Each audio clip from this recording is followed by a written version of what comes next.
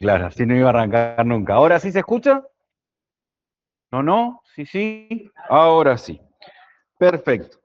Bueno, estuve escuchando un poco más temprano que estuvieron viendo contrato de trabajo y llegaron hasta ver sujetos, obligaciones de las partes y, por último, ¿cómo va? Remuneración. ¿Correcto? Que no alcanzaron a ver todo.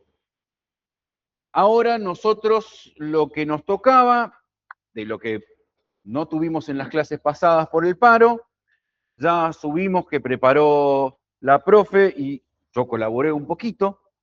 El material respecto de principios está identificado como 2026 en la unidad 3, si no me equivoco, en el aula, donde están tratados todos los principios. De ahí no vamos a profundizar porque la idea es avanzar y poder recuperar un poco del tiempo perdido. Están desarrollados todos los principios, están explicados, tienen que ver en qué consiste cada uno de los principios, cómo se aplican, cómo funcionan en la realidad y cómo están afectados por la reforma reciente. Eso está marcado. En las filminas tienen el texto anterior y el texto nuevo, indicando cuál es la modificación, qué cosas se suprimen, qué cosas continúan. Importante, porque esto es pregunta de parcial, ¿qué son los principios? ¿Cuáles son las tres funciones que cumplen los principios? Esto está desarrollado en el material. Principio protectorio, ¿cuáles son las tres facetas o herramientas que tiene el principio protectorio, que es el fundamental del derecho del trabajo? Principio de irrenunciabilidad y los principios en el proceso laboral. Bien, rápidamente, no vamos a profundizar de eso.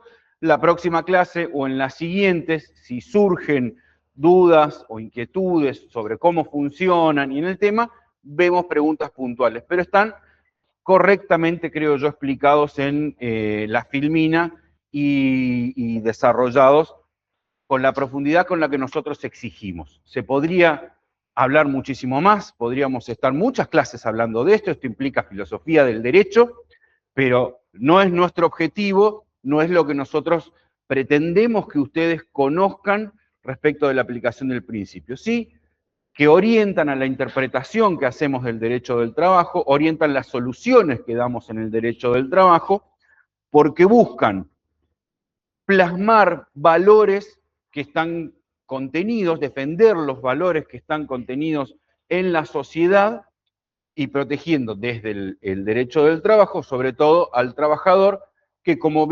escuché que explicaba hoy el profesor Garavito, tienden a equilibrar la hiposuficiencia que tiene el trabajador en la relación. La siguiente clase, que todavía no tengo el material para subir, pero está subido, material válido hasta julio del año pasado, es respecto de la registración del vínculo de trabajo. Todo lo que se dijo el año pasado es válido, excepto algunas salvedades, que las voy a explicar y repasar rápidamente ahora, para luego entrar en el tema que sí vamos a desarrollar en profundidad en esta clase. ¿Cuál es básicamente la modificación en cuanto a registración de la relación de trabajo que introdujo la reforma actual, la ley 27802? Toda. ¿Por qué? Porque eliminó los registros que debía llevar el empleador, aparte de la registración que tenía que realizar ante la administración fiscal, ante el ARCA. Antes, quienes han cursado la materia recordarán, el empleador tenía que hacer distintos registros. ¿Qué son registros? Anotaciones, ¿sí? Tenía que anotar la relación de trabajo que llevaba con el trabajador, con cada uno de sus trabajadores, en distintos registros, especiales y generales. Tenía una batería de libros que llevar, ¿sí? Y registros que hacer.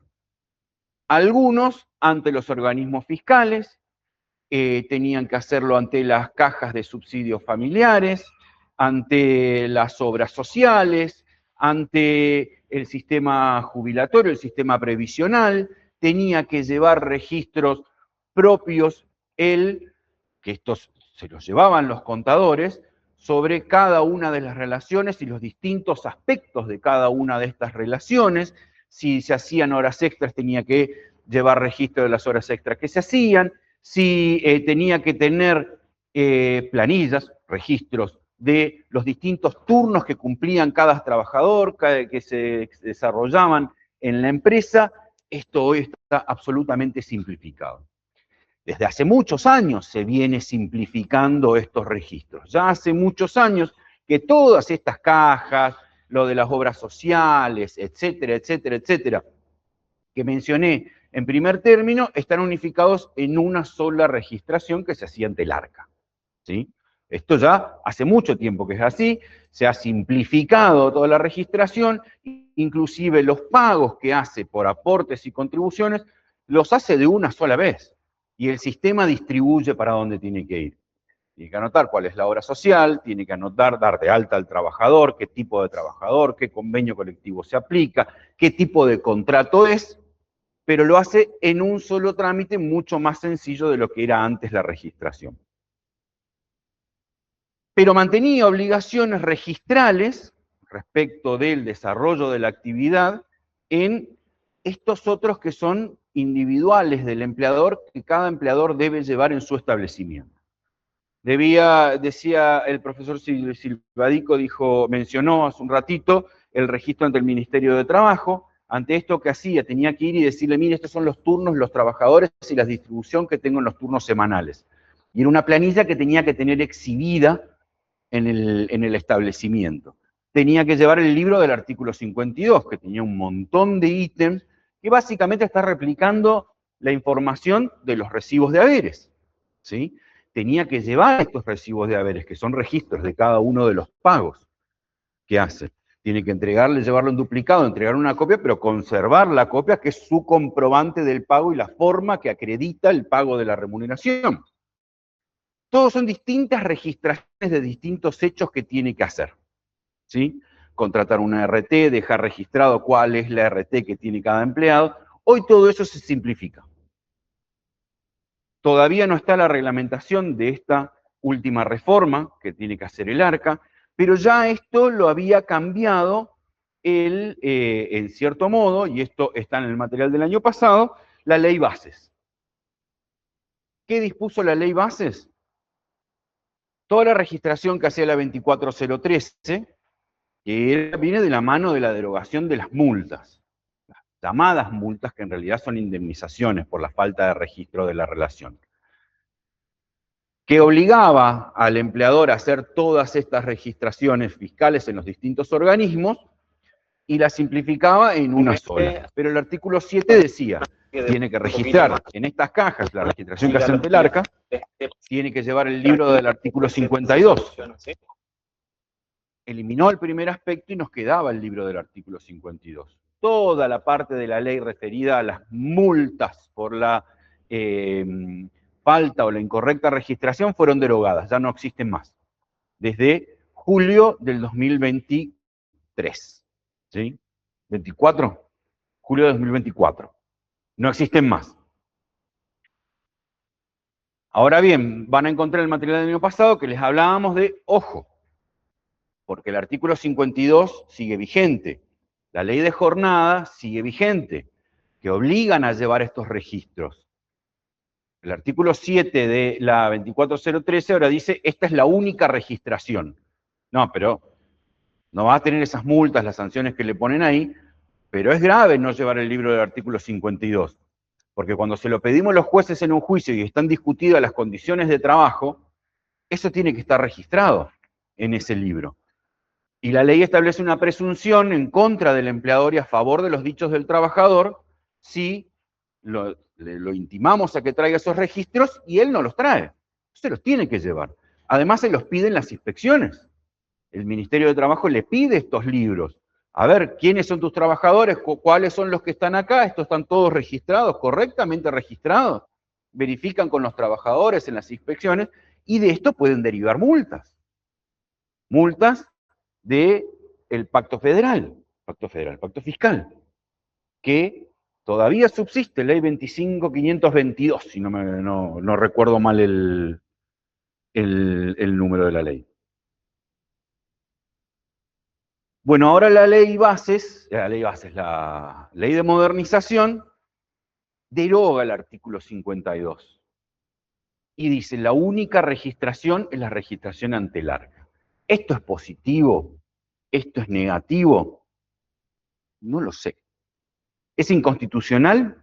Lo que no. ¿No? Es política estatal, la política de empleo que tiene el Estado, que adopta el Estado con esta ley, que le simplifica al empleador. A ver, estaba este libro del artículo 52, que desde hace unos años ya era digital, que se autorizaba a que fuera, antes la ley vieja decía microfilmado, ahora ya directamente es un PDF, ¿sí? Que lo tiene que presentar ante el ministerio para hacer la rúbrica y el contralor de este libro. Pero este libro se lleva de manera digital, ¿sí? Ya duplica la información del alta que le estamos dando ante el sistema.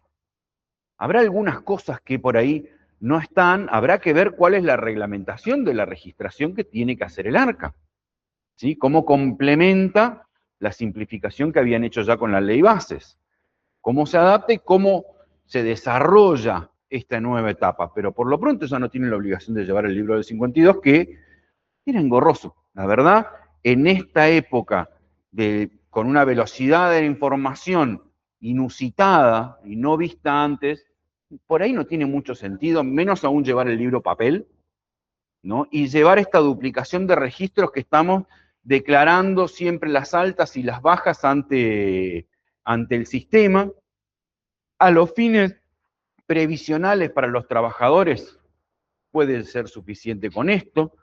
Habrá una discusión si lo que registra y lo que denuncia el trabajador ante el ARCA es correcto o no. Esa discusión existe hoy. Y hoy en la práctica, de que me traiga el libro del 52, depende que yo le aplique una presunción a los dichos del trabajador, pero no me demuestran mucho más. ¿Por qué? Porque son los registros que me lleva el propio empleador. Es él el que escribe ese libro.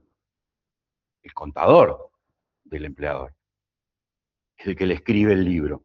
Entonces, ¿qué va a decir? Y va a coincidir lo que está registrado acá con lo que está registrado en el ARCA, con lo que dice la planilla de horarios y jornales, de jornadas y descansos, perdón, con lo que dice el libro de horas extras si se lo llevan o no, que hoy con el banco de horas ya no sería necesario, va a tener que tener alguna registración, porque si voy a compensar esas horas, en ese banco de horas tienen que estar anotadas cuántas son las horas que tiene cada empleador, cada trabajador para compensar, ¿no? Entonces, algún registro tendrá que haber, pero dependerá de la reglamentación ahora. Entonces, todavía falta mucho detalle con todo esto, pero la registración de la relación de trabajo se simplifica. De esto de la parte práctica van a ver con los profes el día miércoles, no sé si o en otra clase, o no sé si vieron la clase pasada, no estoy al tanto de que vieron ya en esa parte, pero lo importante es esta simplificación, lo importante es la eliminación de estas obligaciones registrales que continuaba teniendo el empleador, pueden tener consecuencias.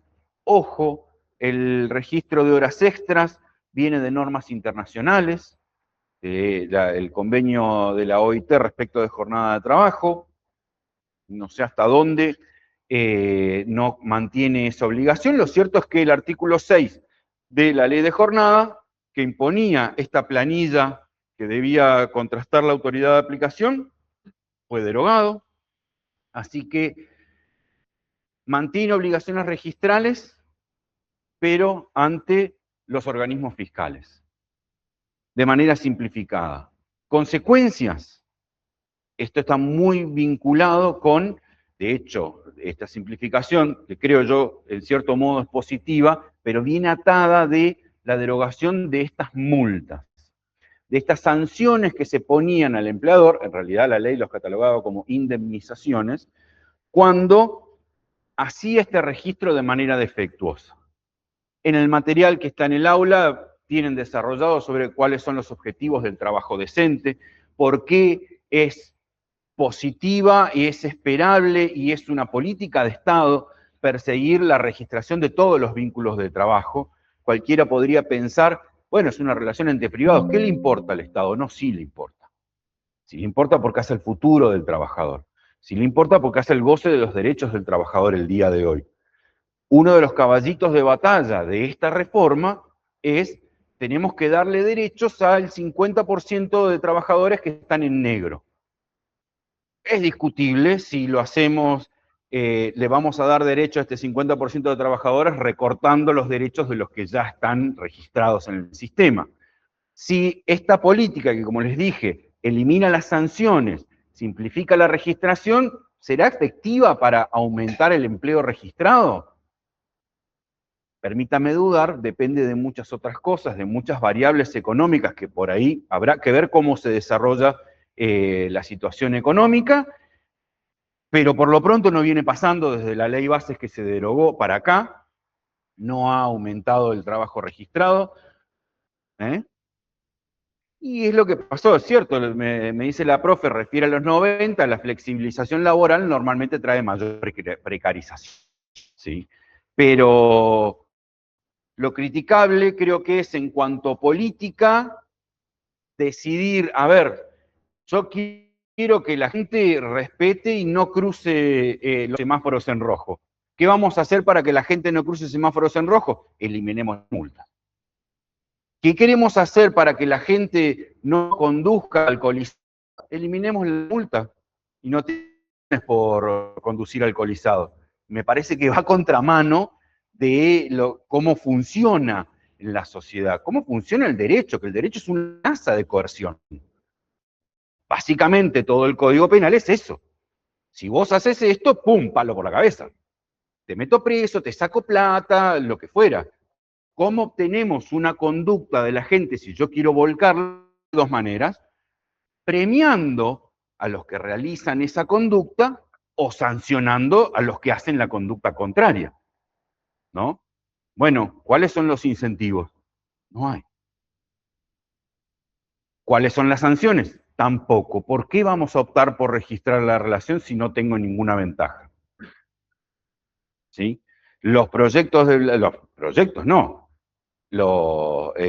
regímenes de blanqueo que se hicieron no funcionaron. No tuvieron el impacto esperado, al menos. Y en cuanto a las sanciones, gran parte de la doctrina entendió que en realidad deja más al descubierto al empleador. ¿Por qué? Porque antes, y como vamos a ver respecto a las indemnizaciones por despido, la ley, al imponer una determinada sanción al despido, lo que hace es dar previsibilidad. Le dice, si vos haces esto, tenés esta indemnización, tenés que, ya vamos a ver cuáles son las funciones que cumplen la indemnización, pero básicamente pagar esta indemnización que se calcula de esta manera. Vos sabés cuál es la consecuencia. ¿Sí? Con las multas pasa lo mismo. Decía, si vos no registrás la relación, vas a tener esta consecuencia. Si vos la registrás defectuosamente, que defectuosamente es esto, esto o esto, fecha de ingreso, la remuneración que declarás ante el sistema, vas a tener estas consecuencias, una determinada indemnización. En otro intento se puso otra indemnización agravada que no era compatible, la de la 25.323, o sea, el trabajador elegía o esta para reclamar, no podía reclamar las dos juntas, te duplicaba la indemnización por despido, ¿sí?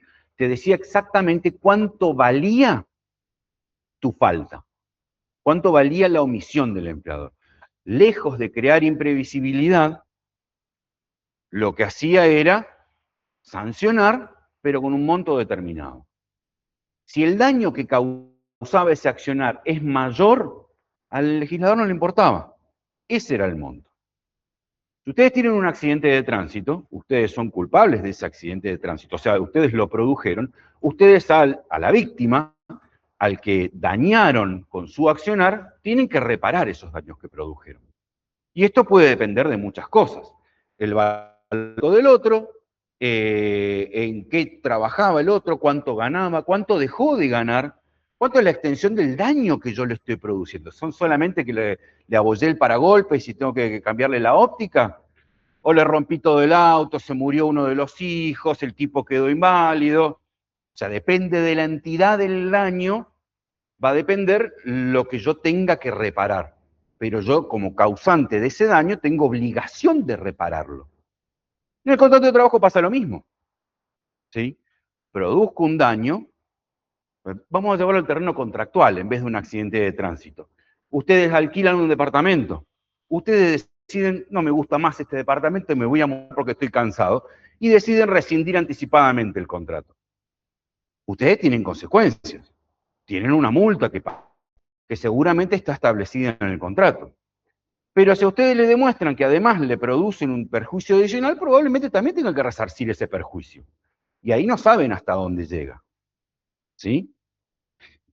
Del otro lado, en el contrato de trabajo pasa lo mismo. Si yo rompo el contrato de trabajo porque sí, porque quiero, sin motivo justificado, debo pagar una indemnización. Debo reparar los daños que le causo al trabajador. ¿Cuántos? Los que establece la ley. No, pero tiene daños mayores. No importa, la ley me dice eso. Si esa es toda mi falta, eso es lo que debo reparar. Ahora, si además de tener que reparar ese despido, y resulta que yo también estuve en falta porque no lo registré, tengo esta otra sanción de la ley, que me dice cuánto es. Al no tener sanción, pero el daño permanece, porque el trabajador estuvo todos los años que duró la relación laboral sin registración, sin obra social, sin poder acceder a asignaciones familiares, sin aportes para su futura jubilación, sin cobertura de riesgos de trabajo y habiendo sufrido accidentes de trabajo o enfermedades profesionales, etcétera, etcétera, etcétera, sin poder gozar de vacaciones pagas, sin poder gozar de licencias por enfermedad, que es lo que vamos a ver ahora, etcétera. Bueno, los daños pueden ser distintos. Correrá con la carga de acreditarlo el empleador, el trabajador, pero había un riesgo, hablaba en doctrina, de que se podía recurrir a la vía civil para obtener la reparación de estos daños. Y la ley lo preveía. Hoy la reforma laboral hay un intento de excluir de los daños, en el exceso que puede haber en el 245, en respecto del 275, si no recuerdo mal, era prohibiendo recurrir a otras leyes, al Código Civil, a la legislación común. Ya tuvimos experiencia con esto. O sea, es un intento que en la historia reciente no se sostiene. Ya, bueno, no tan reciente, ¿no? Yo estaba en la facultad todavía, cuando se sancionó la Ley de Riesgo de Trabajo, que una de sus pilares fundamentales era la reparación que disponemos acá por los accidentes que tengan los trabajadores, va a ser toda la reparación que tengan y no van a poder recurrir a una reparación integral del derecho común, del derecho civil. Y esto transitó mucho en los tribunales, porque todas estas cosas, lejos de eliminar la litigiosidad, la aumentan, hasta que la Corte decidió en el año 2004 que esto era inconstitucional. En un fallo que fue muy aplaudido, que fue muy famoso, que fue Aquino contra Aquino y Sacio contra Cargo, que era inconstitucional porque a cualquier persona que podía reclamar por un daño que sufría la reparación de todo ese daño, al trabajador, solo por el hecho de ser trabajador, se lo limitamos a un determinado monto. Que si el trabajador lo acepta, está todo bien. Pero si el trabajador pretende que se reparen todos esos daños, tiene derecho a que se reparen todos esos daños como cualquier persona que sufre un daño. Porque eso está en la Constitución, en el artículo 19 de la Constitución. Esta norma para mí iría por ese mismo derrotero, pero todavía es muy pronto para anticipar cuál va a ser la solución en este caso que va a dar la Corte. Lo cierto es que sí o sí va a generar mayor litigiosidad. Entonces, lo importante para el empleador hoy debe cumplir con el deber de registrar la relación. Aunque no haya sanciones concretas en la ley, puede haber consecuencias, pueden ser graves, caras, me refiero a graves. Puede haber, ante estas omisiones, se mantienen las sanciones penales tributarias. Hoy se está recurriendo y hablando mucho de esto en los distintos foros, sanciones administrativas, que estas siguen vigentes, ¿sí? Que podría recurrirse a esto en procura de buscar una reparación al trabajador. Pero bueno, también depende de qué es lo que van a formular los planteos que van a hacer los abogados, veremos cómo se desarrolla. Quedaba únicamente para el final de la relación de trabajo la entrega de los certificados. Esto también tenía una sanción si no la hacía, tenía multas, ya se discutía hace mucho tiempo, me estás obligando a que yo haga determinadas certificaciones, tenga que ir a buscar los registros en el ANSES de cuáles son los aportes que se hicieron, los que no se hicieron, y esa información está disponible. Y ya en el último tiempo, hace ya varios años, pero ya se venía discutiendo fuertemente, el trabajador la tiene esta información, ingresando solo con su clave fiscal. Ahí no sé, sin embargo, se reclamaba, estaba previsto, tenía derecho a una indemnización de 3 salarios, del mejor salario mensual normal y habitual, ¿no? Iba incrementando el costo del despido. ¿Y cuál era la falta del empleador? No haber entregado en término el certificado. Había distintas obligaciones, se analizaban, se hacían disquisiciones doctrinarias sobre cuál era el alcance de esto o no. Lo cierto es que hoy el artículo 80 nos dice, simplemente le tiene que poner a disposición la información. Si no la está a disposición en AFIP, tiene que emitir la certificación. Pero con que tenga el trabajador acceso desde su clave fiscal en la información que tiene en el ARCA, es suficiente. De hecho, ARCA ya había hecho un certificado que básicamente era recopilar esa información, ponerla en un PDF para descargarlo, ¿no? Información sobre cuáles eran los salarios declarados, cuál era el lapso de la relación, cuáles eran los aportes y las contribuciones que se habían hecho. Que esa obligación el empleador la sigue teniendo. Entonces, para informarlo, en principio hoy es suficiente esto. Si no está, si no se hace, bueno, habrá que ver si se recurre a daños. De esto lo vamos a recopilar en un material, vamos a completar el material que ya está en el aula. Y pasamos al tema de hoy, que es las enfermedades inculpables. Vamos a distinguir dentro de las distintas vicisitudes que puede tener el contrato de trabajo, están aquellas que afectan a la salud del trabajador y pueden tener básicamente 2 orígenes.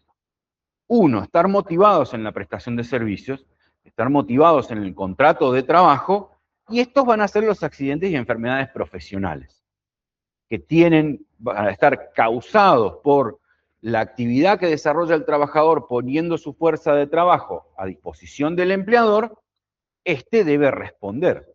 Como les decía, el artículo 275 de la LST establecía el deber de indemnidad del empleador, que tiene la obligación, creo que lo mencionó también el doctor Silvadico antes, tiene la obligación, tiene el deber, el empleador, de preservar la integridad psicofísica de ese trabajador que pone su cuerpo a disposición para desarrollar el objeto de la relación de trabajo. Ahora bien, puede ocurrir, porque nos pasan cosas en la vida, que esta imposibilidad de prestar tareas, esta afectación en la salud del trabajador, no venga del contrato de trabajo. Y ahí la pregunta es, bueno, ¿cuáles son las obligaciones que tienen las partes? ¿No? ¿Qué ocurre? ¿El empleador es responsable por estas vicisitudes? De esto ya vamos a ver, ya para el segundo parcial, aunque es de derecho individual, pero en una unidad específica, que tiene un contenido específico, que sucede dentro del sistema de riesgos de trabajo, de enfermedades y accidentes profesionales. Pero cuando es de origen inculpable, si yo me resfrío, si yo me lesiono jugando al fútbol, si yo tengo un accidente de auto que no tiene nada que ver con que esté yendo a trabajo, o sea, no tiene ninguna relación con la puesta a disposición. Ahora yo me veo impedido de poner mi fuerza de trabajo a disposición del empleador. ¿Sí? Pero no tenemos que olvidar de que no solamente es una obligación contractual simplemente, sino una obligación contractual con una carga especial para el trabajador. Es un medio de subsistencia. El salario es un medio de subsistencia. Van a ver, se lo subí el cuatrimestre pasado, porque siempre lo menciono, pero nunca lo hacía, un artículo de Ackerman habla de cuál es el trasfondo en realidad de esta puesta a disposición en la cual, en realidad, el trabajador empeña su libertad, ¿no? Y menciona 3 ocasiones en las cuales el trabajador resigna libertades para poder obtener los medios de subsistencia, para poder tener un techo, para poder tener un abrigo, para poder tener un plato de comida. ¿Sí? Porque es para cubrir sus necesidades básicas, las suyas y las de su grupo familiar. Entonces no es tan simple como decir, no trabaja, no cobra. ¿Sí? Tenemos que darle, el sistema jurídico tiene que darle una solución a esta persona que tampoco buscó colocarse en esta situación. Más allá de alguna disquisición que podemos hacer, esta inculpabilidad, que refiere a que no se relaciona con el contrato de trabajo, también refiere a que no es dolosa, no es voluntaria la situación del trabajador, de no poder concurrir a prestar tareas. ¿Sí?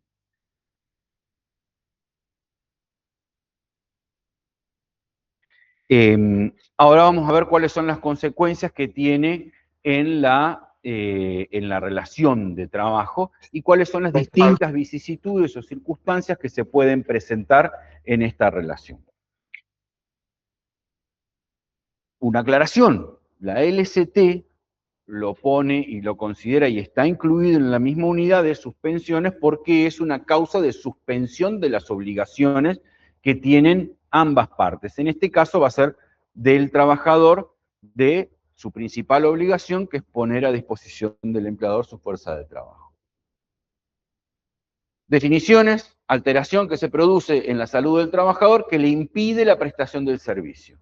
Esto es lo fundamental. El trabajador no está en condiciones de trabajar, de poner su fuerza de trabajo a disposición del empleador. Tiene esa voluntad, pero no puede. Esta alteración en la salud se lo impide. ¿Cómo? ¿Qué decía?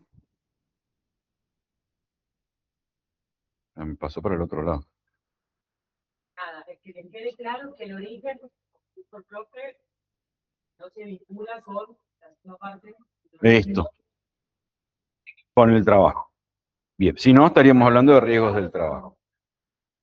Bueno, respecto de esta culpabilidad, bueno, acá podemos discutir un poco, claro, son cuestiones por ahí casuísticas que pueden tener alguna dificultad, pero que nos pueden llevar a este interrogante, a preguntarnos, bueno, pero ¿esto es culpa del trabajador? A ver, si él sabía que no tiene que viajar colgado afuera del colectivo o del tren, ¿tiene posibilidades?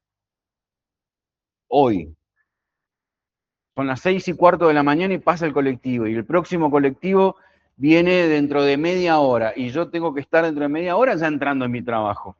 ¿Y qué hace el tipo? Y el tipo empuja y se mete como puede en el colectivo. ¿Cuántos de acá trabajan? ¿Les pasa eso?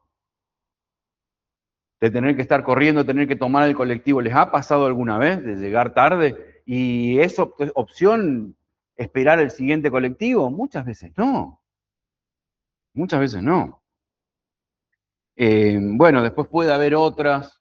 Ponía el doctor acá algún ejemplo de, bueno, cuando está el origen exclusivamente en la conducta voluntaria del trabajador. Se habla mucho, yo creo que hay mucho imaginario en esto, porque acá mucho se habla de enfermedades, como el alcoholismo es voluntario, ¿sí? O es una enfermedad, angina de origen tabacal, se hizo una cirugía estética, enfermedades propias del embarazo, enfermedades venéreas. O sea, no son voluntarias. ¿Quién busca enfermarse así? El límite está dado por lo que conocemos como el dolo, la intención de producirlo. ¿Ustedes vieron la película Carancho? ¿Sí? ¿Sí? Tan vieja, ¿eh? Bueno, para mí no era tan vieja. Bueno, no importa, habla de Carancho, como nos dicen despectivamente a los abogados, ¿no? Una ave carroñera. Trabaja Ricardo Darín, la chica no me acuerdo cómo se llama. Bueno, y hay unos abogados, los conocidos correambulancia, que andan atrás de las ambulancias porque siempre hay un afectado de un accidente y ver si pueden sacar el caso, ¿sí? Y que ahora hubo un caso que fue muy, muy notorio de un grupo de abogados muy... ¿Cómo? No es tan vieja, pero bueno, ya tiene sus 15 años, 16.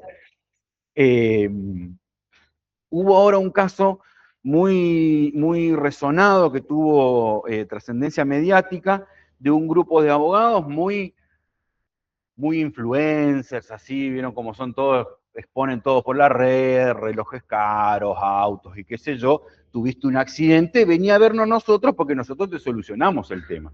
Y en realidad los tipos hacían fraudes con seguros. ¿Sí? Buscaban armar los casos para presentar al seguro, cobrar ellos, le tiran una parte al real damnificado, ¿sí? Y ellos se quedan con una parte. Me refería a la película Carancho porque ahí, para hacer esto, a un tipo le rompían a propósito la pierna. ¿Sí? Es muy fuerte la escena, pero es muy gráfica. No es que el tipo se tiraba delante del auto para ver, a ver, sabían cuánto vale una pierna, le rompían la pierna y después lo tiraban adelante del auto. ¿Sí? Para buscar el caso y el accidente. Estos son los límites. Buscar hacer esto. Yo recuerdo mucho un programa de Fantino en campaña, cuando Fantino estaba en campaña, donde hablaba de Cacho de Bernal, que tenía una fiambrería y el empleado se había cortado el dedo con la máquina para cobrar el accidente. Dale, tenés que cortarte un dedo con una cortadora de fiambre. No es así nomás. Pasa mucho. Hay mucho accidente de trabajo porque no hay medidas de seguridad para evitarlos. Ahora, poner la máquina que te rebanen y quedarte sin un dedo para cobrar una indemnización que no la cobrás mañana, hay que hacerlo. Hay que tener estómago para eso. ¿Puedo decir que esto jamás pasó ni va a pasar? No. ¿Puedo decir que es la regla? Creo que no, claramente. Entonces, el límite estaría en el dolo, ¿sí? Sí, tenés que demostrar que el trabajador se enfermó voluntariamente. El tema es que tenemos muchas situaciones en las que se produce esta situación. Normalmente los conflictos que hay, porque esto es un tema de alta conflictividad en el derecho del trabajo, los conflictos no son por una enfermedad de corta duración, no son por una gripe, por un cuadro gripal. Tal vez aquel empleador que tiene un trabajador que se le engripa, hoy tiene 10 días por esto, mañana tiene 5 por lo otro, falta dos, siempre justificando con alguna tardanza, puede producirse algún conflicto, pero en general no son los conflictos de corta duración, sino las enfermedades de larga duración. Y principalmente son muy cuestionadas las enfermedades psiquiátricas, no porque haya otras que no produzcan ningún tipo de conflicto en su desarrollo, en los derechos que tienen las partes cuando vuelven, en el tiempo en el que duran, pero son muy lábiles, porque se duda mucho más, porque se presentan distintos tipos de situaciones que uno ve en la práctica mucha conflictividad judicial en este tipo de casos.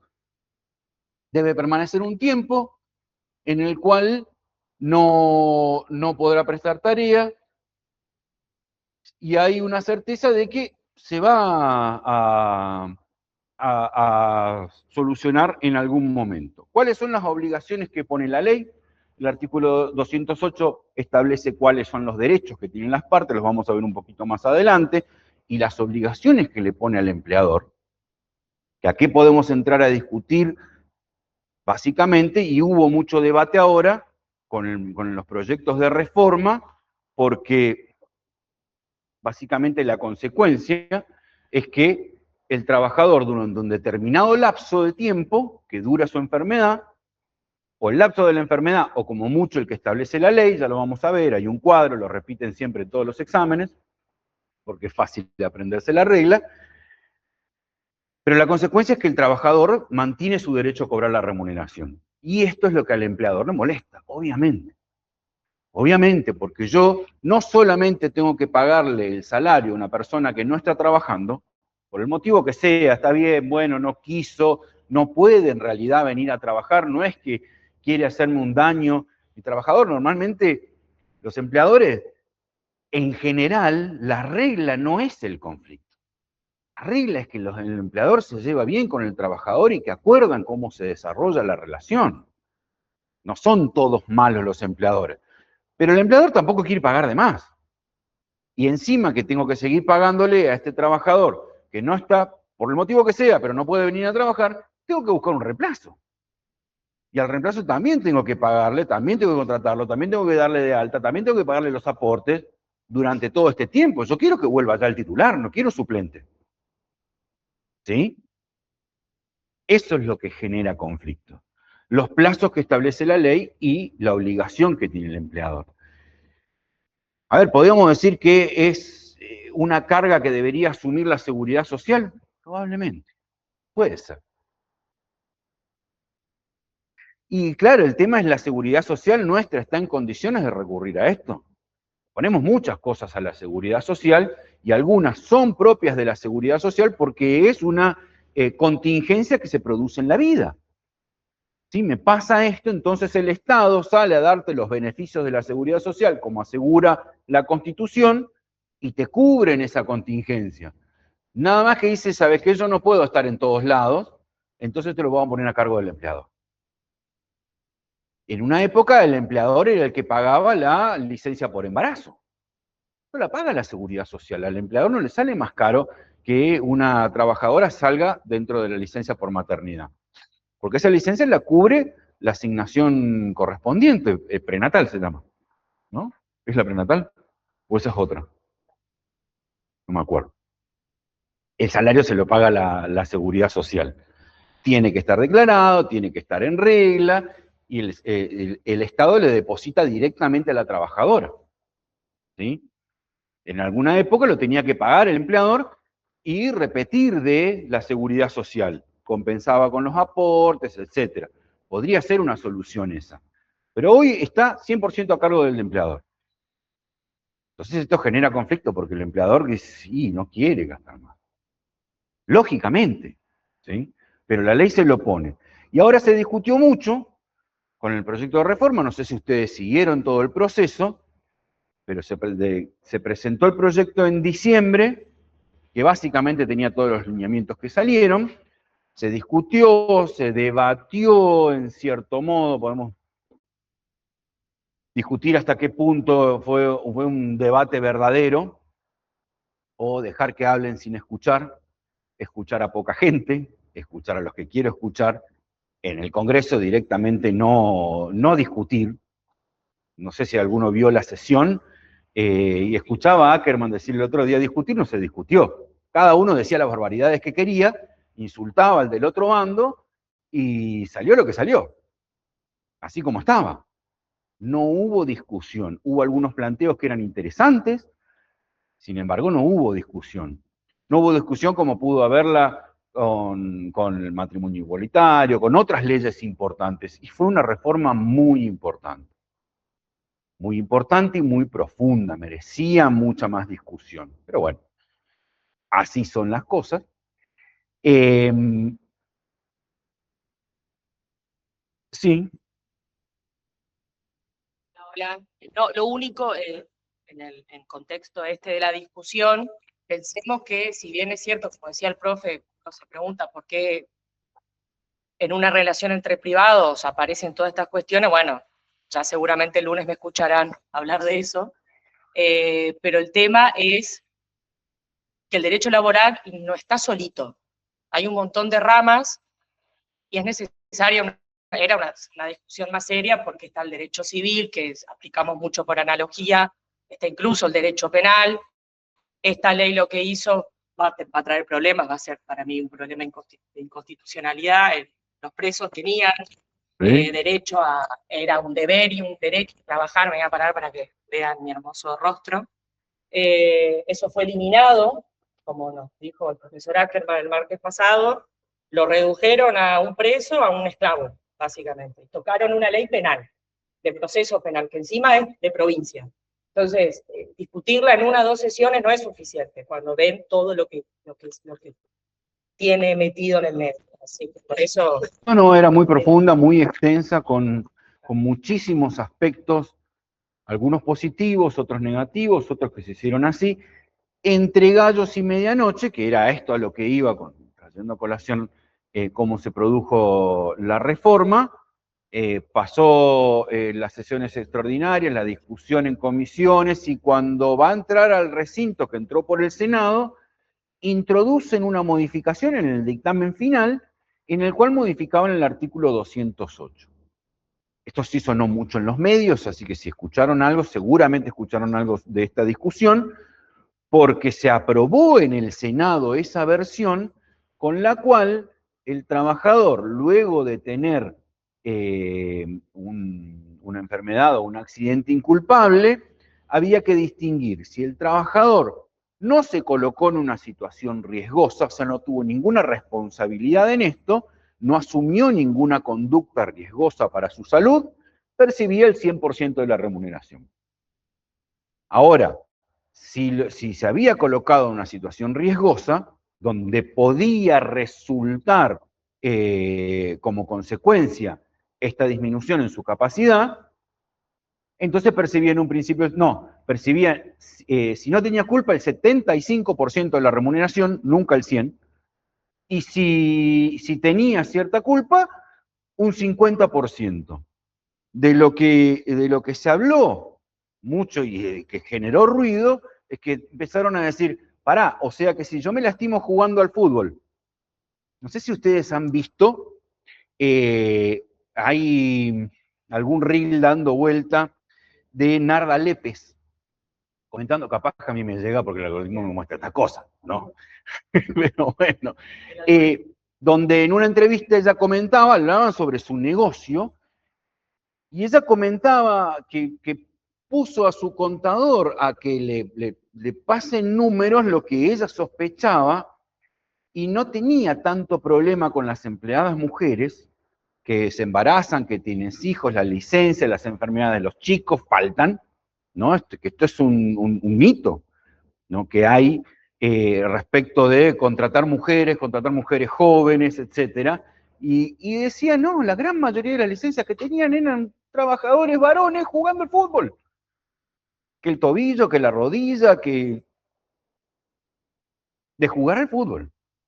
Y de hecho eso fue lo que se presentó en los medios parados. O sea, si vos vas a jugar al fútbol con tus amigos, podés arriesgar la mitad de tu remuneración. No, y agregaba además, en esta misma entrevista, que a mí también el algoritmo me lo hizo llegar, que la mujer, si bien es cierto, las mujeres en general tenemos las tareas de cuidado no solo de los niños, sino de los enfermos, los padres grandes, generalmente nos toca a nosotras, que la mujer faltando era la que se ofrecía a compensar, ir más tiempo, ir a la tarde, que no pasaba con... Esto no es una cuestión de enojarme con los varones, pero ella planteaba eso porque lo puso en números. Bien. No pasó, No pasó porque fue tanto el ruido que se generó con esto que no fue discutido. No fue discutido en la comisión y se metió en el dictamen en la última noche de lo que ingresó al Senado. En el Senado no se discutió, porque dijeron todo, duró un día entero la sesión, pero discutir sobre las normas no se discutió y se aprobó en el Senado. Y en diputados tuvo que volver al Senado porque cuando llegó a diputados fue tanto el ruido que produjo que lo decidieron eliminarlo. A esto, volvieron para atrás con el 208, quedó igual que como estaba en la ley original, y por eso la ley cuando se aprobó tuvo que volver al Senado y tardó una semana más en aprobarse la ley. Lo que sí quedó es una pequeña, gran reforma en el trámite que debe hacerse con las enfermedades inculpables. El artículo 209 nos dice cuál es, esta es la versión de la nueva ley, el artículo nos habla, tal como la ley anterior, que cambia un poco la redacción, pero dice lo mismo: el trabajador, cuando se ve imposibilitado de concurrir a trabajar, debe dar aviso al empleador. Dar aviso de la enfermedad o accidente y el lugar donde se encuentra. ¿Por qué? Esto tiene relación con el artículo siguiente, los derechos que tiene el trabajador para que pueda controlar dónde estoy. ¿Dónde me van a buscar a mí? En mi domicilio. Si yo no estoy en mi domicilio, debo informarle al empleador dónde estoy y por qué no voy.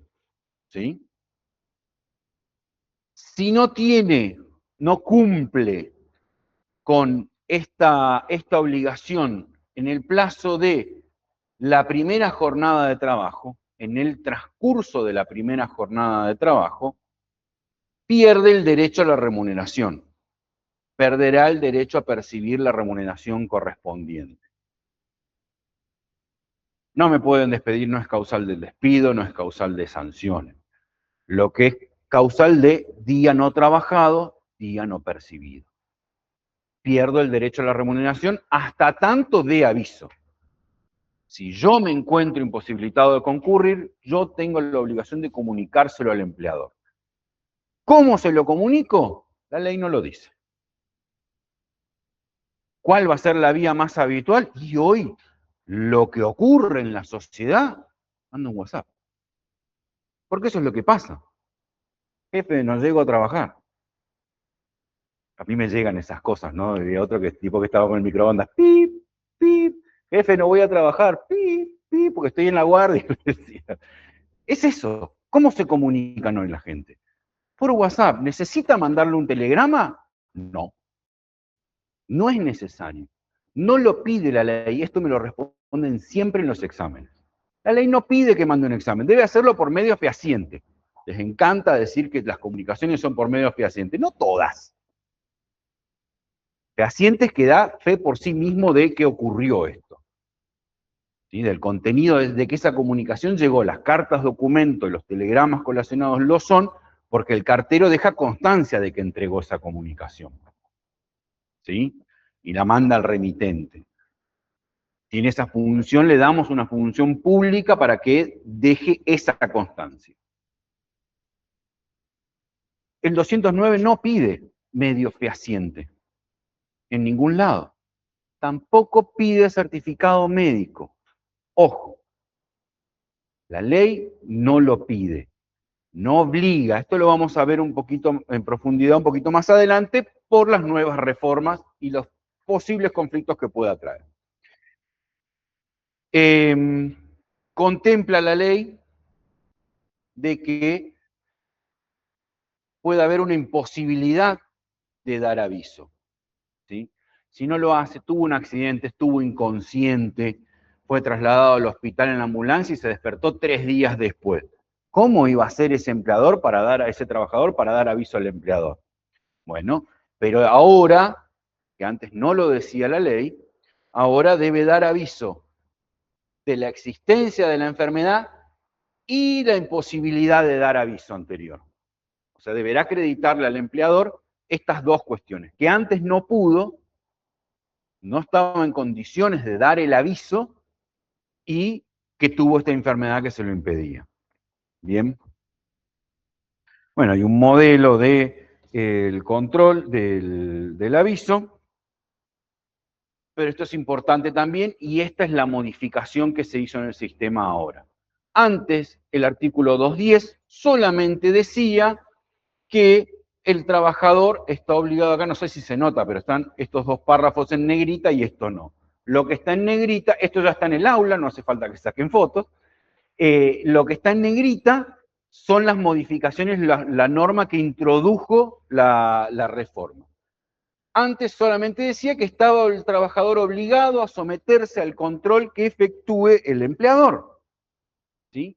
El empleador podía o no hacer este control. Podía o no pedirle que le traiga un certificado. Por ahí el empleador no tenía ganas. Por ahí el empleador le cree. Por ahí el empleador le consta que ese trabajador se accidentó, que ese trabajador no está en condiciones. Y dice, no tengo ningún problema, yo le reconozco la licencia, le pago, me dio el aviso, listo, cacho, nos vemos en 10 días, o cuando te cure. Ahí no hay ningún conflicto y probablemente sea en la mayoría de los casos. ¿Sí? En otros, el empleador, para tener mayor control, exige que le manden certificados médicos, que le traigan el certificado médico. Vos no podés andar al médico y que el médico me diga que vos no podés. ¿Puede exigirlo? Puede exigirlo. Sobre todo si tiene reglamentado en su empresa cómo debe hacerse esta comunicación. Muchas empresas lo tienen su reglamento interno, contratan un servicio de control de ausentismo, que hacen ante el aviso del empleador, y me traigas un certificado, yo te mando un médico a tu casa. Vos no estás en tu casa, avísame dónde estás, porque va a ir el médico. ¿Cuándo va a caer? Y va a caer. Vos fijate. Va a caer. Y el médico en algún momento le cae de sorpresa para verificar las condiciones, verificar que el tipo esté con 40 grados de fiebre, moqueando metido bajo 4 brazadas. ¿Sí? Y no esté jugando al fútbol. Pasa, a veces hay conflictos, he tenido que resolver conflictos así, va a la casa, el médico dice no hay nadie, y cae en la moto, ¿y dónde venís? Y vengo del médico. Y la constancia no me dio. ¿Y qué pasó? Bueno, acá se producen, en esta situación es donde se producen muchos conflictos. ¿Qué ocurre? Presentan certificados. El médico dice, ¿sabes qué? Yo voy a hacer este control. Andá a ver a tal médico, tal día, tal hora. Y ese médico le contesta al empleador un informe donde le dice, no tiene nada. O sí tiene, pero no le impide que vaya a trabajar. Puede trabajar perfectamente. Entonces hay un desacuerdo entre lo que dice el médico del empleador y lo que dice el médico del trabajador.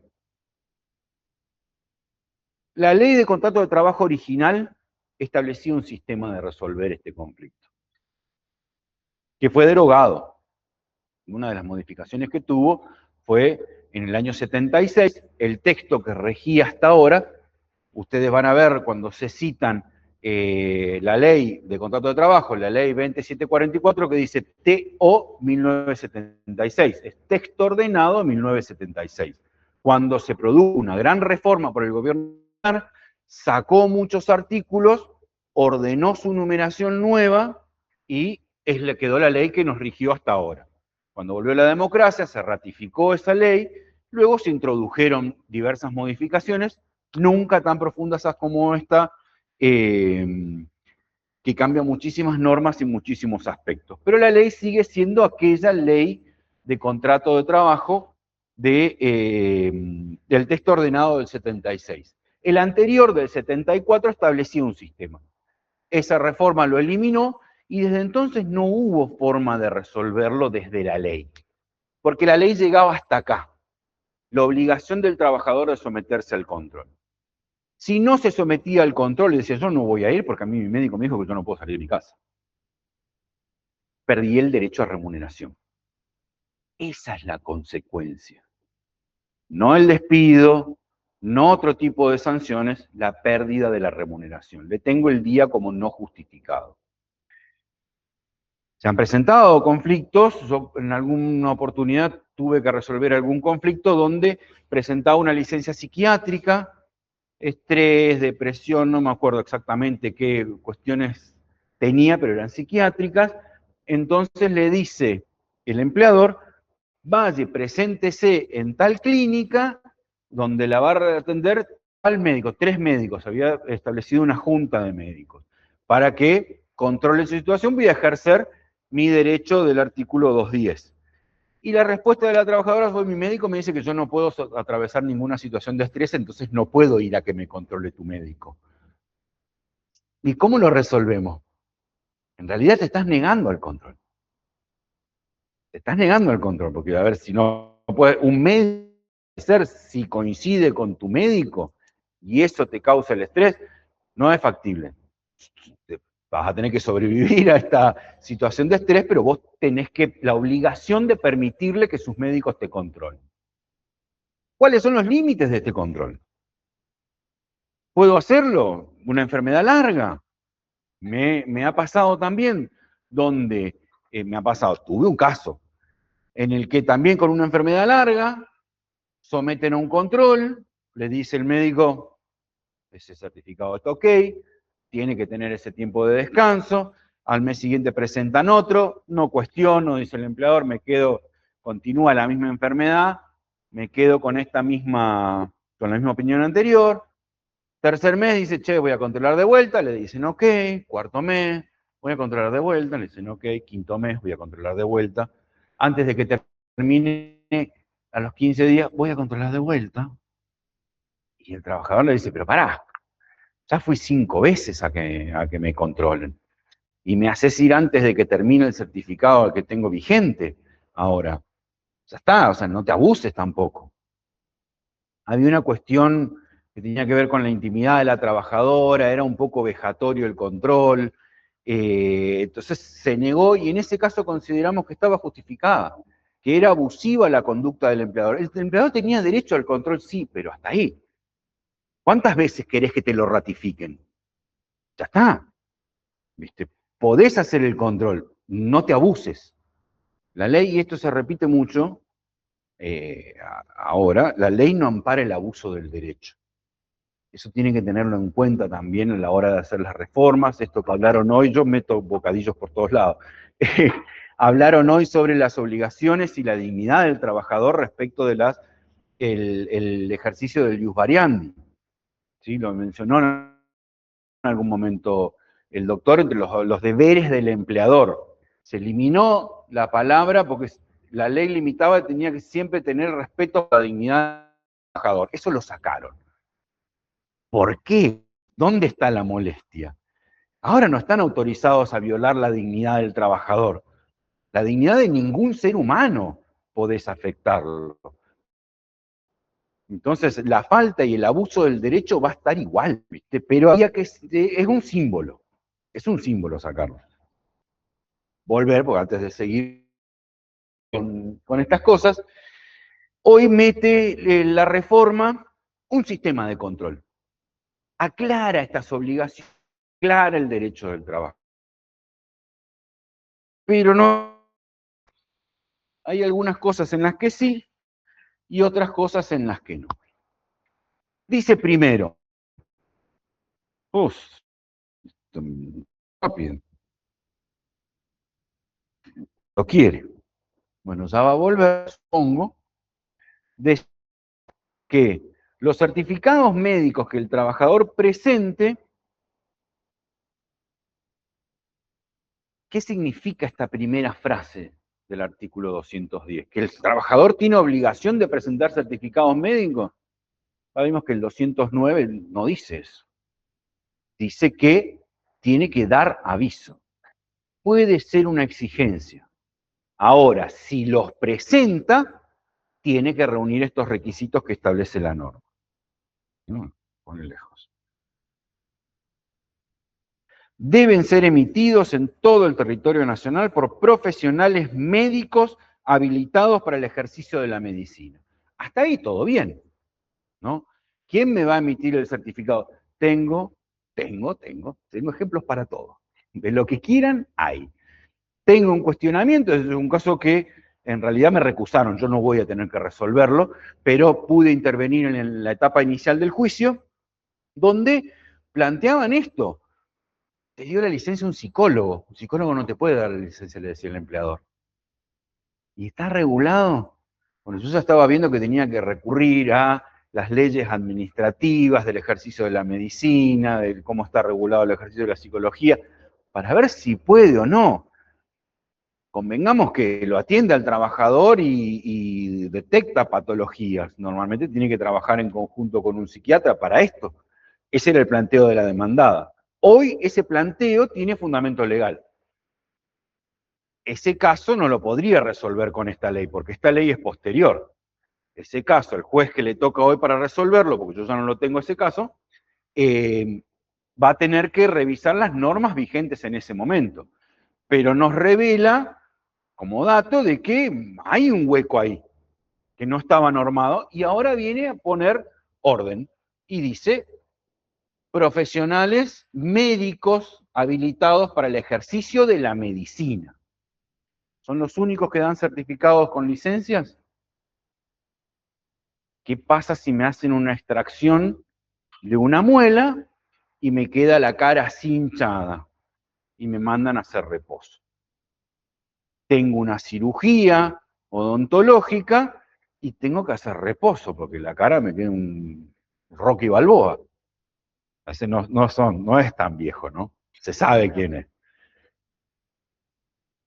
Si yo digo Adrián, no van a saber de qué estoy hablando. Bueno, está bien. Bueno, deja, por ejemplo, afuera los odontólogos, ¿no? Que podrían y deberían estar habilitados a darme una licencia. ¿Qué sucede con esto? Esto puede ser ampliable en la reglamentación. Sí. Un empleador podría hoy decir razonablemente, yo no te voy a recibir ese certificado, venía a trabajar igual y hacer un conflicto y terminar en un despido, porque siempre los conflictos terminan en despido. Yo no sé si es un argumento que se puede sostener en un juicio y esperar ganarlo, ¿no? Porque no es razonable. Es un profesional del arte de curar, no ejerce la medicina, pero sí tiene que estar habilitado a otorgar ese tipo de licencia por la propia prestación que hace, el propio tipo de enfermedades que atiende, sí. Sí, podría considerarlo. Es como que es parte de una norma general que no hace la especificidad propia de una actividad, de un tipo de trabajadores, sino que es como más genérico. ¿Podría incluirlo? Es decir, ¿nosotros vamos a entender que ahí están incluidos? Sí, podría ser. Podría ser. Ojo, porque también es una reglamentación casuística. Está mal esta norma y mal inspirada no está. Mal orientada no está.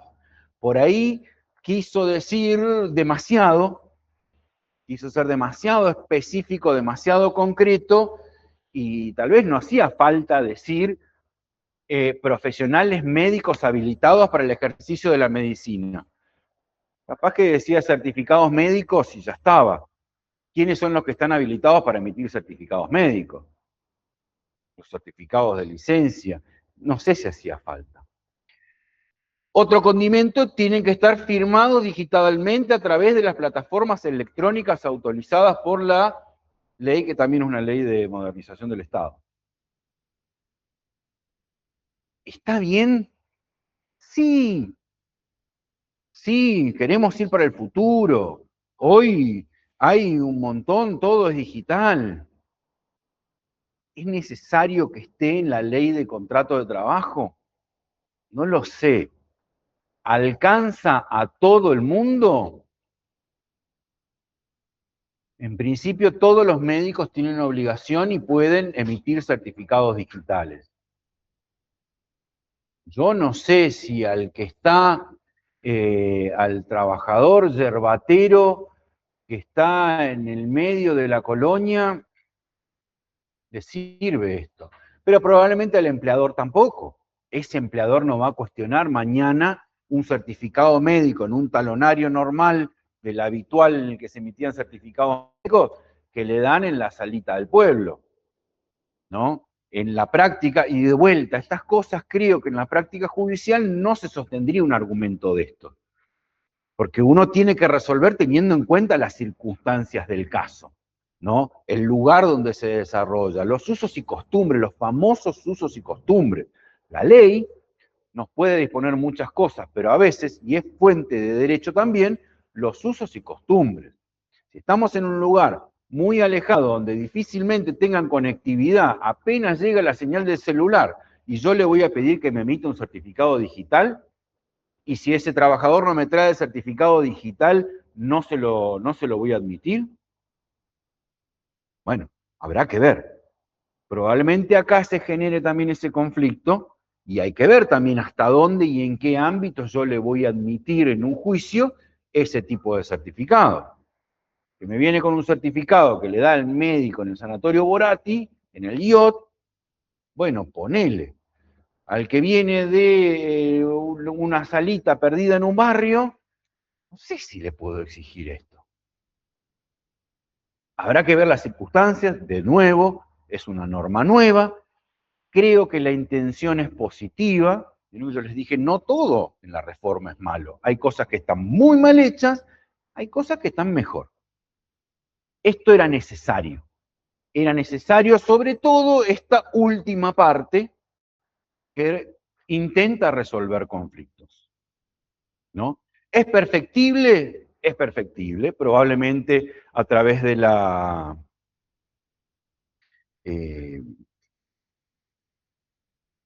de la reglamentación. Me pierden las palabras, es la hora ya. Nos queda poco, más o menos.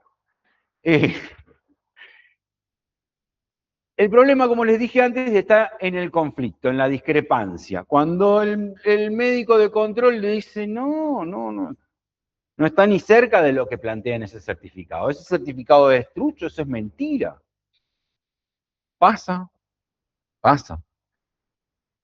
Tenemos ahora sin resolver, tengo conflictos que están planteados por algunas empresas locales, donde esto salió en los medios periodísticos nacionales, de un médico local que varias empresas lo acusan de emitir certificados truchos, cobrar para emitir certificados, distintos certificados, y dar licencias a mansalva a gente que no tiene nada.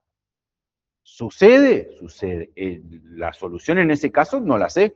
Tendré que ver en cada expediente qué es lo que se acredita. El tipo tiene también denuncias penales, de hecho estuvo detenido, después lo liberaron, pero sigue el proceso judicial y se verá cuál es la responsabilidad que pueda tener. Ahora, ¿es algo que no existe en la realidad? No lo sé. Me parece que sí puede pasar. Como decía, hay caranchos, en todas las profesiones tenemos gente que hace las cosas mal. ¿Sí? Sucede. Bien. ¿Es la regla? No, ni lejos.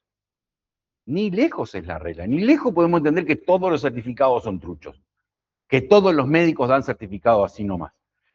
Y hay formas de establecer controles sobre esto. ¿Tengo derecho a dudar como empleador? Tengo derecho a dudar. Tengo derecho a hacer el control y que un médico de mi confianza me diga si la situación es como me la pintan. ¿Sí? ¿Qué puedo hacer con eso? Son 5 mangos aparte. ¿Cuáles son los derechos que surgen de ese control? Son distintos.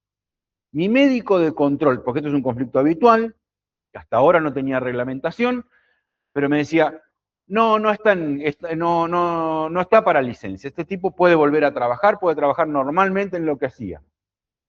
Ok. Yo le digo, el resultado del control dio que no tenés nada, así que te intimo por 48 horas te presentes a trabajar. Bajo apercibimiento de abandono de trabajo. Como la respuesta del trabajador es, mi médico me dice que yo no puedo ir, que estoy gravemente enfermo y que tengo que tener un mes de reposo, yo no voy a ir. Retengo mi fuerza de trabajo. Ah, como no viniste a abandono de trabajo, te despido. El caso está mal resuelto. De movida. de movida. Esto lo vamos a profundizar cuando veamos los modos de extinción.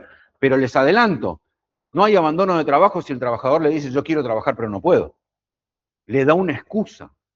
A lo único que me autoriza es a tener por injustificado y no pagar esos días.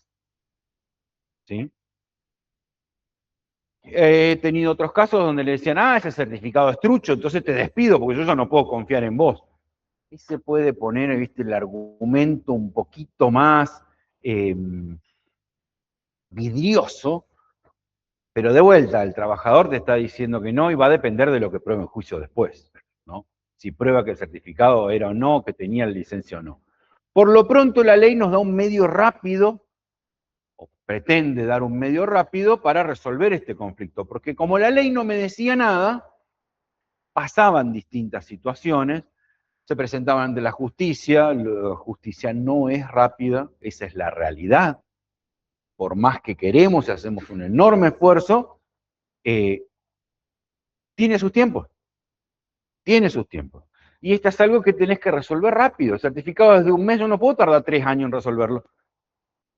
Para dentro de 3 años las partes ya resolvieron el conflicto y no hay nada que hacer. Resolvieron de la peor manera, por supuesto, y el reclamo pasa por otro lado, ¿no? Me ha pasado, todo me ha pasado. Me ha pasado también el caso de un trabajador donde tuvo una licencia larga, vencido los plazos, dejaba de percibir el salario y dice, yo ya tengo el alta. La empresa controló, el médico de control le dijo, no está ni cerca de poder volver. Porque encima dice, tengo el alta para tareas pasivas, tareas livianas, tampoco es que puedo volver a hacerlo. Ya ahí te daba la pauta de que no estaba dado de alta del todo. Pero tareas livianas. No puede hacer nada. El tipo tenía una enfermedad coronaria, había tenido un infarto grave, tampoco un cuadro complicado. Pero lo que pasa es que se le vencía la licencia. Se quedaba sin trabajo. Entonces presenta una suerte de amparo, un proceso sumarísimo para poder que se resuelva rápido. Antes de que nosotros pudiéramos poner un médico para que haga el control en ese juicio, ya lo habían despedido porque ya había hecho 40 intimaciones más, ya habían hecho otros controles, 3 juicios tuvimos de ese, que se juntaron y se resolvieron todos juntos, porque tuvimos este para que determinen si podía trabajar, este para que le paguen los sueldos que le habían dejado de pagar, y este en el cual en definitiva se dio por despido, y juntamos todos en el mismo. ¿No? Y después se terminó resolviendo la situación. Pero no es rápido. Nuestro juicio más corto es lento. Es lento. Entonces no va a llegar. ¿Qué busca acá? Que se resuelva por la autoridad administrativa o lo hagan las partes. Si hay una discusión en estos términos, la ley obliga a que sea una junta médica, pero ojo, no obliga. Dice, realizado en caso de discrepancia insalvable entre el diagnóstico del médico del trabajador y el médico del empleador, se podrá recurrir a una junta médica. O sea, yo sí o sí tengo que ir a una junta médica. No, el empleador puede decir, dale, Cacho, metele, te veo en 10 días. O puede decir, vamos a hacer ese control por un tercero. Tu médico dice una cosa, mi médico dice otra, vamos a ver un tercer médico o una junta de médicos para que establezcan cuál de los dos tiene razón. Busco una tercera opinión, que es lo lógico. ¿Cómo va a ser en institución oficial en aquellas jurisdicciones en que la autoridad administrativa hubiera establecido? Nosotros tenemos establecido el Ministerio de Trabajo, yo no sé si hoy está funcionando porque ha tenido intermitencias.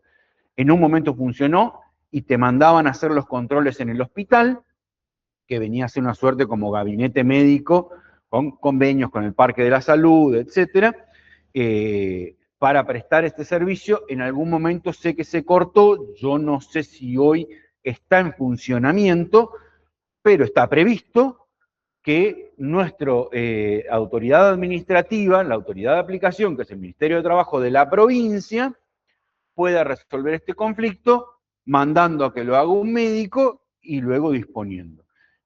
tuve casos en los que fueron al ministerio y dijeron, no, el ministerio le dieron del hospital turno como para los 4 meses, se resolvió de otra manera. Otros en donde fue al ministerio, el ministerio dijo, tiene razón el trabajador, lo despidieron igual, vinieron a hacer juicio, por supuesto, ya estaba resuelto básicamente de entrada. Y otros donde dijo, tiene razón el del empleador, vino, hizo juicio y de nuevo, a ver, el conflicto era si estaba mal, bien o mal el médico, y tenés un médico imparcial de una institución pública que te manda a decir y dirime la cuestión médica, que es lo que puede dirimir. Si no tenemos, bueno, se pueden hacer entre las partes institutos públicos o privados de reconocida trayectoria y solvencia técnica. ¿Quién debe soportar esto?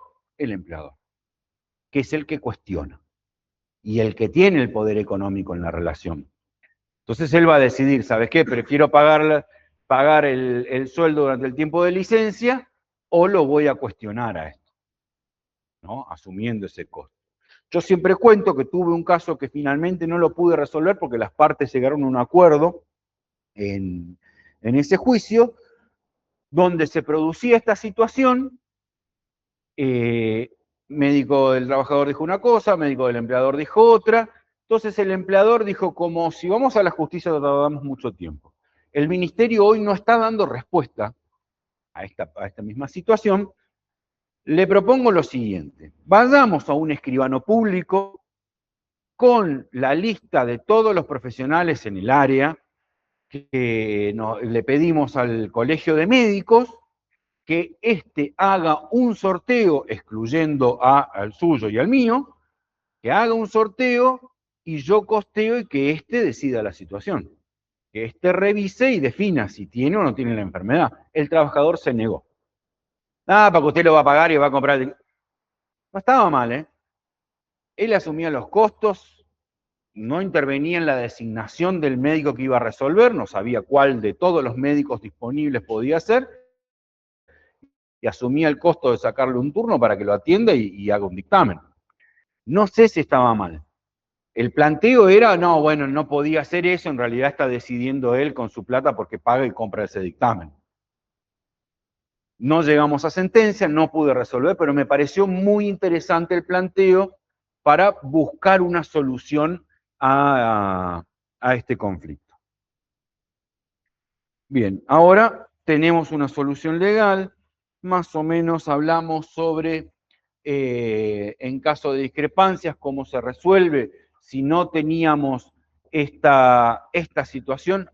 Hoy ya es más claro. Si el empleador cuestiona sin ir a la junta médica, ya no debilita su planteo, ¿sí? Hoy tiene que cumplir con los pasos de la ley. Y esta tercera opinión, en principio, zanjaría la controversia. Si no lo hace, tiene la carga que es los principios del onus probandi, como dijo hoy el profesor. Quien tiene que acreditar es el empleador, ¿sí? Porque él cuestiona del médico, del trabajador, que es el que mejor conoce la situación. El médico del empleador va y controla lo que el otro dice, pero el que sigue el tratamiento y asume esa responsabilidad médica es el médico del trabajador. Bien. Bueno. Plazos. Esto les dije que nos salteábamos antes. Esto es relativamente sencillo.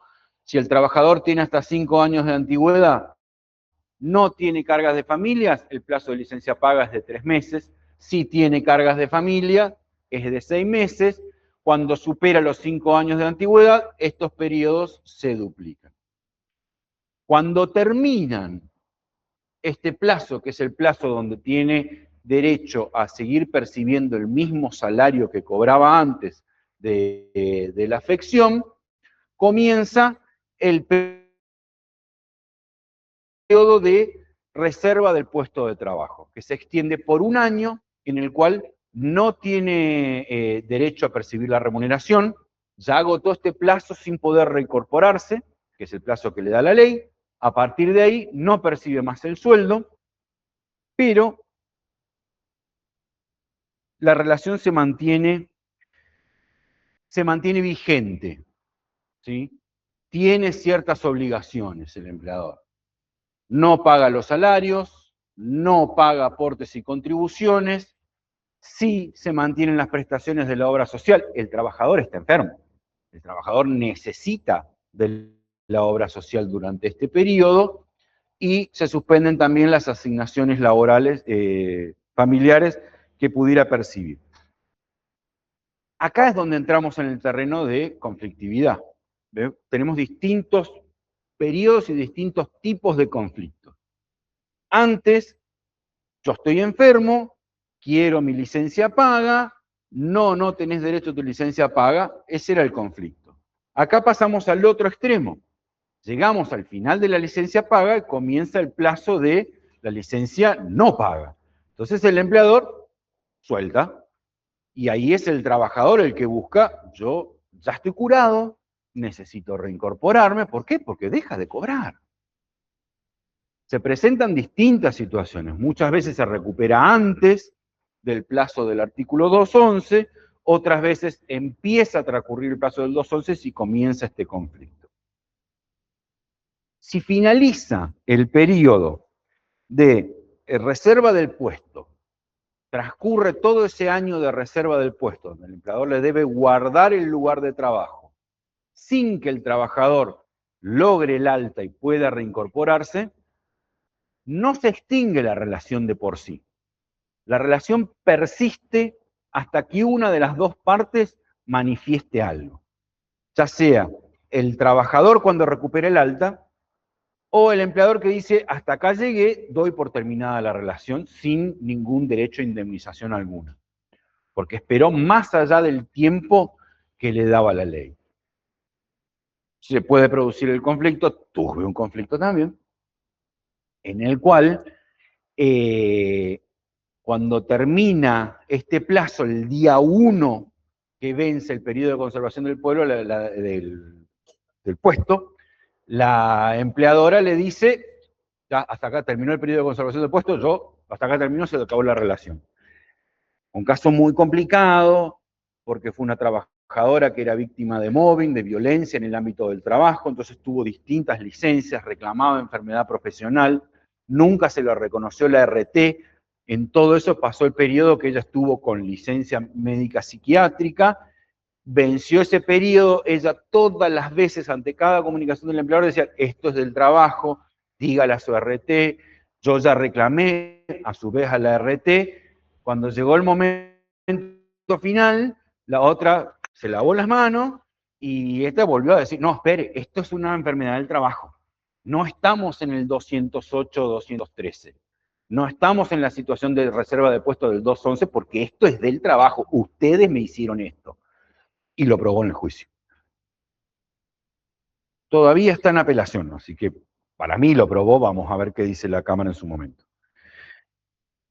Bien. ¿Qué puede ocurrir en el medio?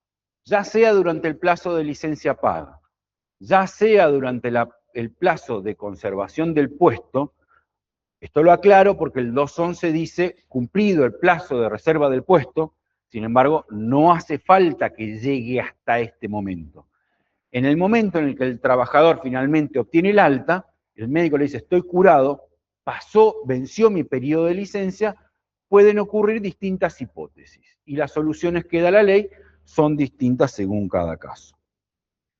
El primero, la recuperación total del trabajador, no tiene nada, vuelve a estar en las mismas condiciones que estaba antes, se debe reincorporar a su puesto de trabajo de manera normal. Este es el reingreso sin incapacidad. El empleador tenía que guardarle su puesto de trabajo, debía volver al mismo puesto de trabajo. ¿Sí? Ahora a veces sucede que como consecuencia de esta enfermedad, no está en condiciones de hacer las mismas tareas que hacía antes. Tiene alguna incapacidad. ¿Sí? En caso de que reingrese y el trabajador tenga una incapacidad parcial, pueden ocurrir dos situaciones.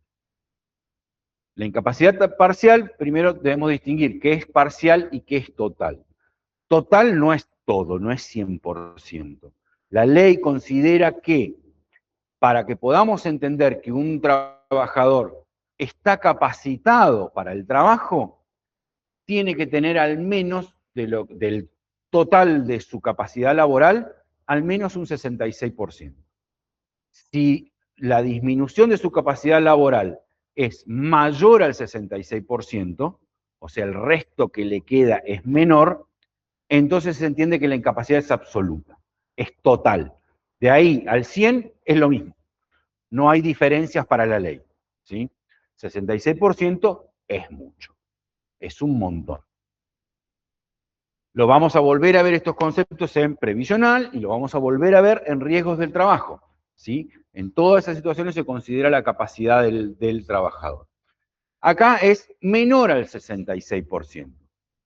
¿Esto qué? Puede ser mucho, 65 es un montón, pero no es total, o puede ser un 10, que la verdad que después de resolver muchos casos de accidentes, uno dice, un 10% no es nada. Bueno, pero un 10% a veces es un dedo, la rodilla no te estira del todo, hay distintas afecciones que para cada uno y para las cosas que uno hace, tienen mayor o menor incidencia. A ver, de pronto que de rengo, ¿tengo una incapacidad total? No, pero no puedo doblar la rodilla. ¿Y es mucho? Y para mí es un montón. En mi vida, ¿no? Para el trabajador le pasa esto. Entonces, a veces es difícil considerar. Sin embargo, está tabulado, está medido. Cuánto incide en la persona y para el trabajo cada una de las afecciones que podría tener, de acuerdo a la funcionalidad del cuerpo. Podemos discutir horas sobre eso. Se modificó ahora, hace poco, entró en vigencia el 2 de febrero, un nuevo baremo de incapacidades laboral, donde lo que se le cuestiona es eso. Lo que antes valía 15, hoy vale 13. ¿Por qué? ¿Por qué? Donde antes daba un margen de apreciación al médico, eso que los médicos oficiales de la SRT suelen ser bastante restrictivos en el análisis, y esa es una de las quejas del sistema desde 1996, donde antes decía, bueno, a ver, el médico va a evaluar en cada caso cómo incide, y esto va en un rango entre el 6 y el 15%, ahora vale 8. ¿Por qué? No permite la variación en el caso, pero bueno, esto vamos a volver a verlo después, hay muchos cuestionamientos también para esto, pero habrá que ver cómo se desarrolla. Tiene una incapacidad parcial que puede ir entre el 1 y el 65%. El margen es amplísimo, puede haber distintas situaciones y el tema es qué cosas puede hacer. Porque como decía, yo estoy rengo, pero yo trabajo en una computadora. ¿Me afecta al desarrollo de mi tarea normal y habitual en la afección que tengo en la pierna? Capaz si no puedo permanecer mucho tiempo sentado. Habrá que ver.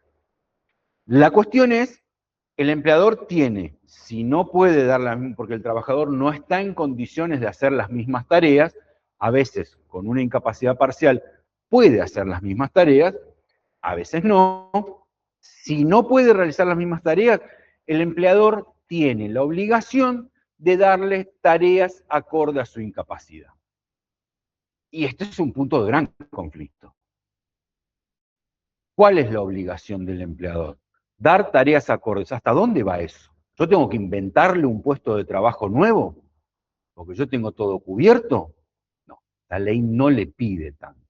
Como siempre, la ley reglamenta en general, no puede ir en concreto al límite de la situación particular. Esto se resuelve en los casos particulares. Razonablemente lo hacen las partes, si no llegan a acuerdos, lo hacen la justicia, ¿sí? Pero en el caso concreto se determina si está de este lado o de este otro lado. Pero básicamente el empleador tiene que buscarle un puesto de trabajo dentro de los puestos que tiene. Yo siempre cuento, tuve un caso de un chofer de colectivo que también tuvo una lesión. A ver, acá era por un accidente de trabajo donde se agravaba la responsabilidad del empleador, ¿no? Pero cuando vuelve, en el proceso de recalificación, como hay un blanco legal ahí, hay una laguna, entre el sistema de riesgos de trabajo cuando lo suelta y dice hasta acá llegamos, esta es la incapacidad, tiene esta incapacidad y hay que hacer la reincorporación al trabajo. Y las obligaciones del empleador normalmente busca apoyarse en estas normas.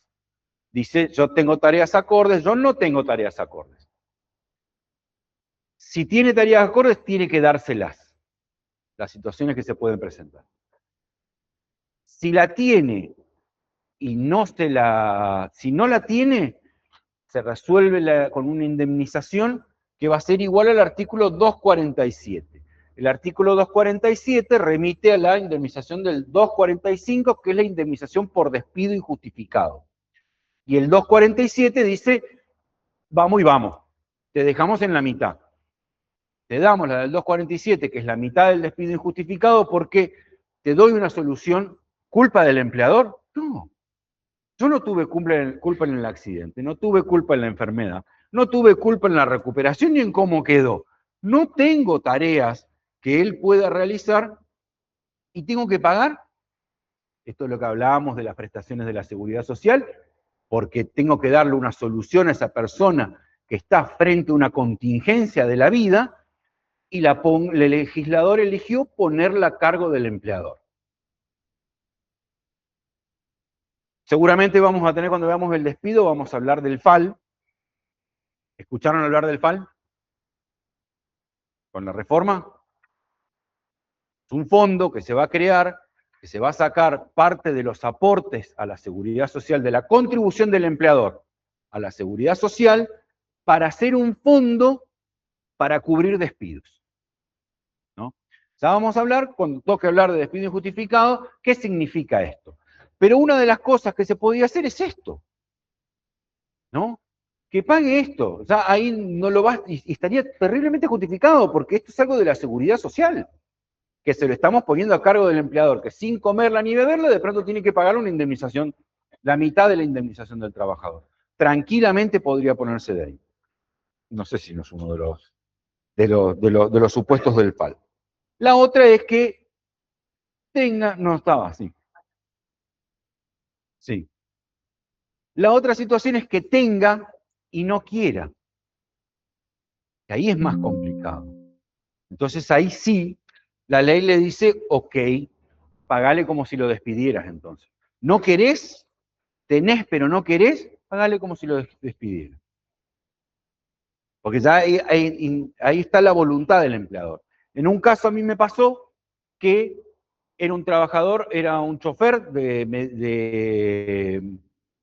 media distancia, ¿no? Recorridos interprovinciales, donde cuando se recuperan, de la RT le recomiendan, puede volver a manejar, no lapsos mayores a 5 horas. El tipo, cuando se accidenta, el tipo estaba en una línea que iba a Buenos Aires, ¿no? Iba y volvía. La empresa dice, yo no tengo otra, mi única línea es esa, no tengo otra, y ahí la jornada es, vos salís y el viaje es de 12 horas. Así que no hay manera, tomá 2.47, andate. El tipo plantea, no me quieren dar, me deben un 2.45, y creo que planteó discriminatorio, no me acuerdo ya en eso, pero logró acreditar en el juicio que la misma empresa tenía líneas interprovinciales, donde tenía un recorrido que inauguraba y lo autorizaban, consiguió la resolución donde lo autorizaban en esa época encima, o sea, estaban teniendo un recorrido nuevo, en el que el trabajador, creo que era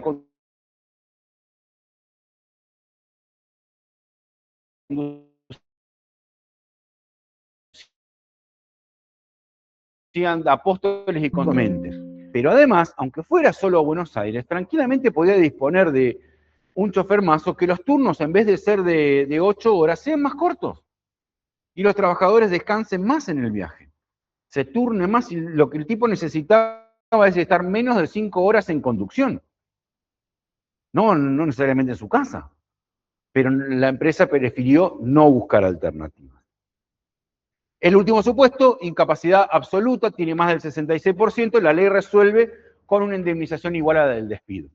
Lo cual nos coloca en la misma situación que el empleador que no quiere darle tareas al que puede. Lo cual no es lógico. ¿Es una situación más grave? Sí. ¿Requiere una mejor contención del trabajador? Sí. ¿La solución para el empleador es justa? Probablemente no. Muy bien, a ver ya veo que se están acomodando, pero todavía son -5. No, pero después lo que queda son de riesgos del trabajo, así que sí, podemos terminar antes. Bueno. Preguntas. ¿Alguien de acá nadie tiene? Ya se levantaron todos. No sé si en el aula alguien tiene alguna pregunta. Si no, ya cerramos.